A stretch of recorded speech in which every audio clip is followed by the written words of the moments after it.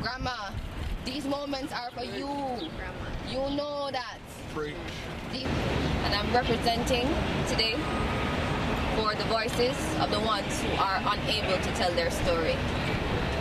What happened to us is nothing new from what happens daily to African Americans on this land that doesn't even belong to any one of us who is standing here in this circle this morning. And this black and white conversation, it has only helped to strengthen our relationship and our resolve. What happened on that day, Monday the 30th of April, was wrong. Just because I am here living to tell this story doesn't make it any more right.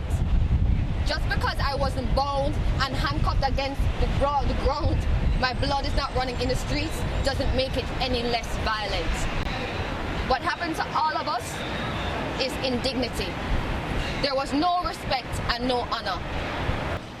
Ashley has been traveling with me for the past 7 years as my assistant and documentation director.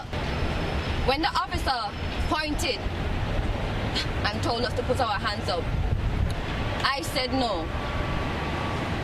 I said no because I was not about to allow you to see me as a criminal on our first meeting. I said no because I have the right to be right. And you are wrong. In this moment, you're wrong.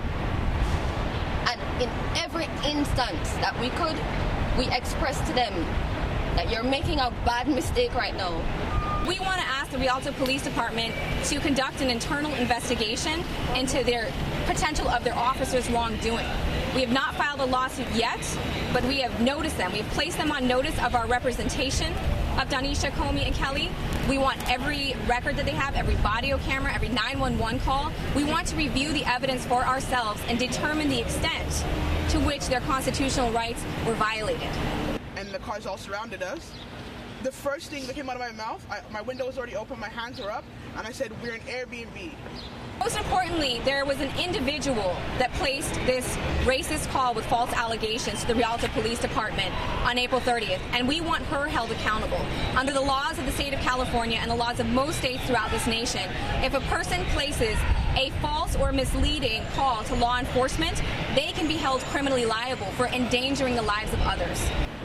Me and Donisha had already seen the lady across the street, but she was very far, the neighbor, and so we just saw her on the phone. We didn't see a wave and we didn't see a smile.